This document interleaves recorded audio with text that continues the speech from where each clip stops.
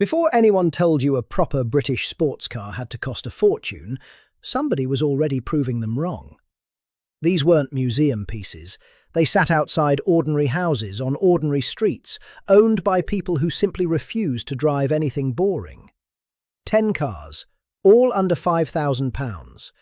We start with the one anyone can own this weekend, and end with something so rare most classic car enthusiasts have never seen one in person. The full list, start to finish, right here.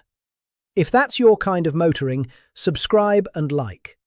It costs nothing, but it keeps this channel alive. Let's go. Number 1. MG Midget. We start here deliberately, because if you've never owned a classic British sports car before, the MG Midget is where the journey begins. It always was. Since 1961, the Midget sat at the entry point of British sports car culture. Not the most powerful, not the most exotic, but the one that turned ordinary drivers into enthusiasts, quietly and permanently, the way Britain used to do most things well. It's small. The roof isn't perfect in the rain. The cabin is cosy in a way that modern cars, with their screens and padding and filtered silence, have completely forgotten how to be. But get it out on a quiet road, the kind that cuts through a market town on a Sunday morning, and it tells you everything. The steering is honest. The weight is almost nothing. It responds the moment you ask. Parts are everywhere. The community never left. You won't struggle. Somewhere between £2,000 and £4,000, a genuine, usable example is sitting right now, waiting for someone who remembers what driving was supposed to feel like. This is where you start, but it's only the beginning of where this list goes. Number 2. Triumph Spitfire. Once you've driven a Midget, something happens. You start looking at its slightly more refined, slightly more stylish neighbour, the one that always drew a second glance on the street, the Triumph Spitfire. From 1962 to 1980, it sat on driveways across Britain, wearing Italian styling that had absolutely no right being on something so affordable. Michelotti designed it, the same hand behind some of the most beautiful European cars of the era. That long bonnet, those clean, flowing lines. On a grey British afternoon, it still looked like it had arrived from somewhere sunnier. Young couples drove them, scarves out, pretending the drizzle was something more romantic than it was. The mechanics were closely related to the Midget, which meant parts were accessible, and a capable home mechanic could keep one healthy without financial catastrophe. Earlier cars had a rear suspension characteristic worth knowing about. It could unsettle you mid-corner if you weren't prepared. The later 1500 model addressed that properly, worth remembering when you're looking. £3,000 to £5,000 finds you one right now.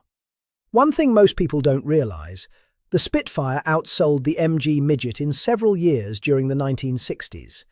It was never the underdog it's sometimes remembered as. The Midget gets you started. The Spitfire shows you what British sports car ownership can actually look like. Number 3. Ford Escort XR3i. If you grew up in Britain in the 1980s, you already know exactly what this car means before we say another word. The Ford Escort XR3i wasn't just popular. It was the aspiration of an entire generation of young British drivers. Bedroom walls, older brothers. The car you promised yourself the moment you had enough saved. And it earned every bit of that reputation. Ford built the XR3i with genuine sporting intent. Proper suspension. A free-revving engine that wanted to be worked. Responses that the ordinary family Escort couldn't dream of. They knew exactly what young Britain wanted and delivered it without apology. Today, clean examples are becoming genuinely collectible. The market has started noticing what enthusiasts always knew. Rust is the real enemy. Wheel arches, sills, and the floor need careful attention. Find a solid one, and you've found something that captures a very specific moment in British life better than almost anything else of its era. £2,000 to £5,000 for an honest car. Pattern interrupt. The XR3i name confused people initially. The I stood for fuel injection, which Ford added in 1983.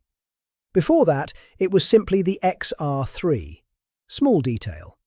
But the injected version is the one worth finding. The Spitfire represents optimism.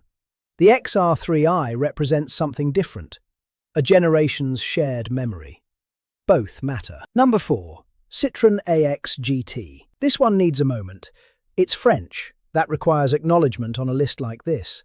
But the AX GT's story belongs to British roads completely. In the late 1980s and early 1990s, thousands of young British drivers wanted something alive, something that made the journey worthwhile, but couldn't stretch to anything expensive. The AX GT was the honest answer. Light beyond belief, an engine that loved to be worked hard. On the narrow, winding British B roads that no motorway can replace, it made heavier, more expensive machinery look genuinely embarrassed. Every British car gathering of that era had one somewhere near the edges, slightly worn, driven hard, owned by someone who understood exactly what they had. Under 2,000 for a runner, under 4 for something genuinely tidy. For those who remember them from that era, preserving one now feels almost like a responsibility. But notice where we are on this list. We've moved from heritage roadsters to cultural icons to affordable daily drivers. The story is building, because the next few cars are where things get considerably more serious. Number 5. Volkswagen Golf GTI MK1. There are some cars you cannot leave off a list like this, regardless of where they were built. The MK1 Golf GTI is one of them. When it arrived on British streets, it changed the conversation permanently. It proved something nobody had quite managed to prove before, that a car could be genuinely practical and genuinely thrilling at exactly the same time. British drivers responded completely and immediately. And in doing so, they created a cultural shift that put real pressure on heavier, older British sports cars that suddenly felt out of step with what people actually wanted. You cannot honestly tell the story of British sports motoring without this car somewhere near the centre. The influence runs too deep. Worth knowing, only around 1,100 Mark I GTIs were officially imported to the UK in the first year. Demand outran supply almost immediately. Dealers couldn't get enough of them. Good examples sit right at the £5,000 mark now and are getting rarer every year. Rust is significant. Inspect thoroughly. But drive one, and you'll understand immediately why it changed everything. We've covered the accessible end of this list. From here, we move into territory that's rarer, more characterful, and considerably more significant. Number 6. Jensen Healey. This is where the list changes tone. The Jensen Healey carries a particular kind of sadness that only certain British cars carry. The sadness of something that deserved far more recognition than it ever received. Early 1970s Britain. An open-top roadster, wide and genuinely confident, with a Lotus engine under the bonnet. Sophisticated, race-bred, built with an ambition the price tag never quite reflected honestly. Jensen collapsed financially before the car could find its full audience. The story ended too early, as too many British automotive stories did in that decade. Surviving examples today are limited in number. Early cars reward mechanical understanding. The Lotus engine needs proper maintenance and genuine sympathy. Get that right and you have something rare. Something most people driving past will never have heard of.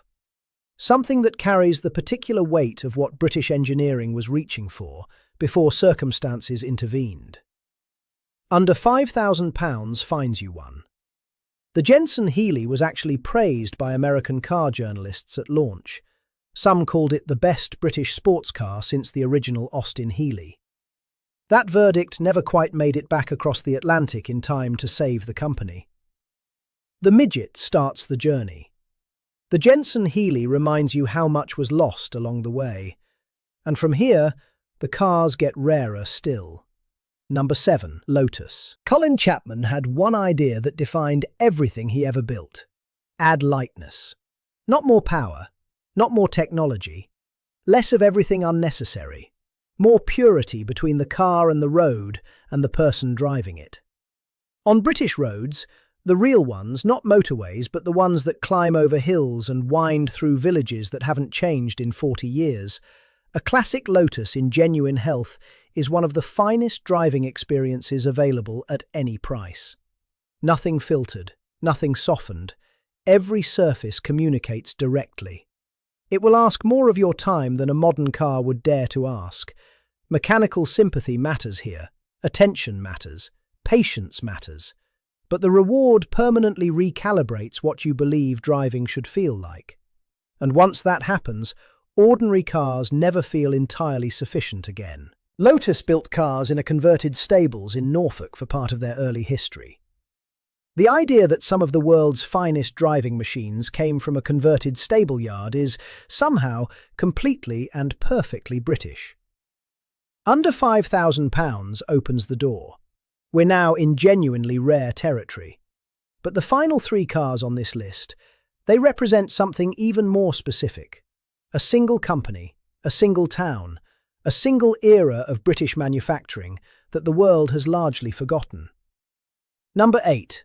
TVR S2, made by hand, in Blackpool, by people who came to work every morning because they genuinely believed in what they were building. That matters. It always did.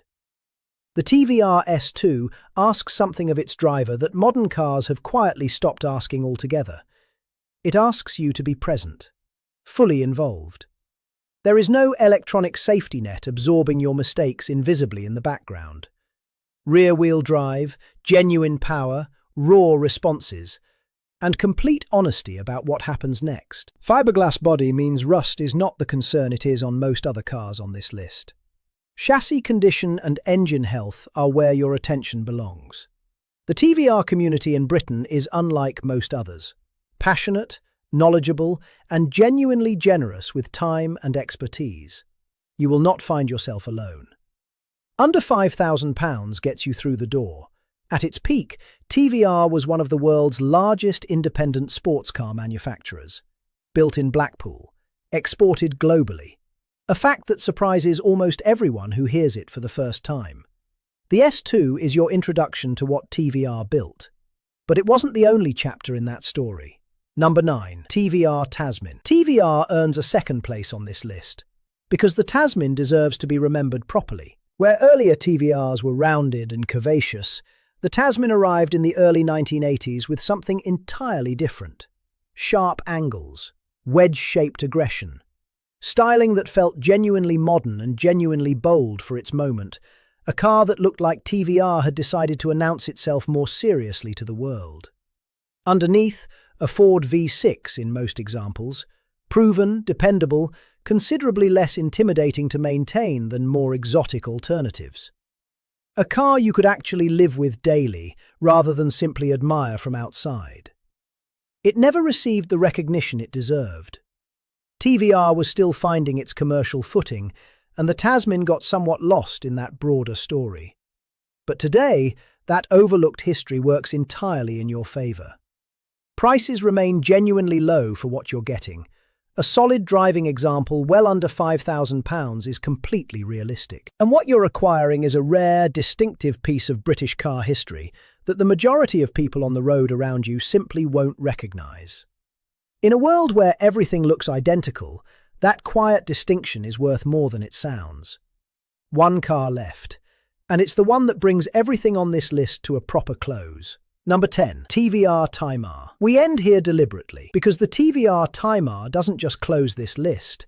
It represents something that runs through every car on it. The quiet, persistent, very British belief that practical and passionate don't have to be opposites.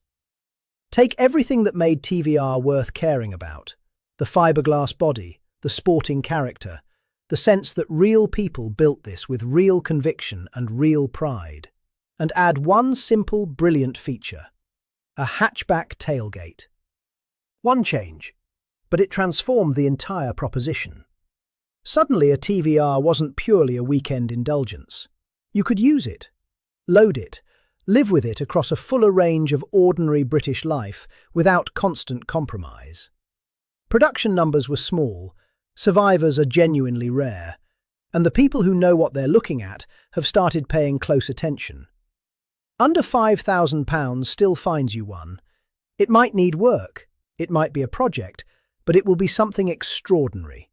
Something that the vast majority of classic car enthusiasts couldn't name if you put a photograph in front of them. The Taimar name came from a combination of words internal to TVR at the time. Nobody outside the factory seemed entirely certain of the exact origin.